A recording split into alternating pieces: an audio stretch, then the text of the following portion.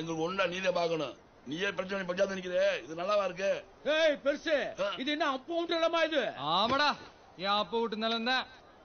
காணி நிலம ஒரு காலமாடு போதும்னு என் அப்பா ஊருக்கே கரையம் பண்ணி கொடுத்த நிலமடா இது. சரிப்பா, தெரியாம தட்டுட்டா இருன்னு. அப்ப அந்த கம்மா பொறுப்புக்கு நிலத்தையாச்சும் கரையம் பண்ணி கொடுங்க. கம்மா நிலமா? அதை வச்சுட்டு என்ன பண்ணுவ? தளபதி, ஃபேக்டரி கட்டுவோம், ஊரு பய புள்ளிகள்லாம் வேலை போட்டு கொடுப்போம். என்னங்கிற? ஊருக்கு நல்லதானேப்பா? நல்லதான்ப்பா, நல்லதானே. வேலை போட்டு கொடுப்பேன், சம்பளம் போட்டு கொடுப்பேன். கம்மாயை போச்சு விட்டு தண்ணிக்கு எங்கடா போவ?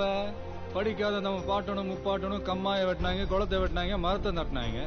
அது அம்புட்டி மூடணும் நிலையறீங்களாடா முட்டா. கம்மாவும் குளத்தையும் வளைச்சு வீட்டை கட்டிவிட்டா மழை பெஞ்சா தண்ணி எங்கடா போகும்? உன் நடு வீட்டுக்குள்ளதானே வந்து நிற்கும். சரிப்பா, 2 வருஷம் மழையும் பெய்யல, ஒரு சொட்டு தண்ணியும் சேர்த்து வைக்கல, தண்ணிக்கு எங்கடா போவ?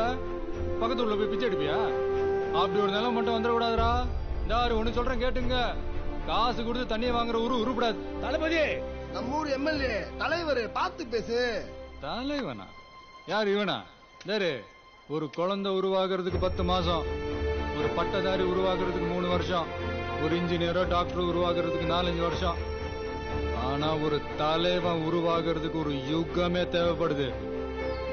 ஒரு தலைமுறைக்கு ஒரு தலைவன் தாங்க.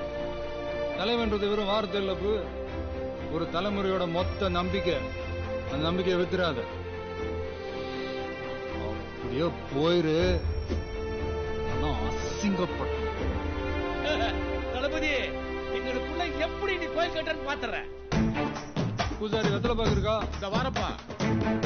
இந்தப்பா கட்டுறேன்டா.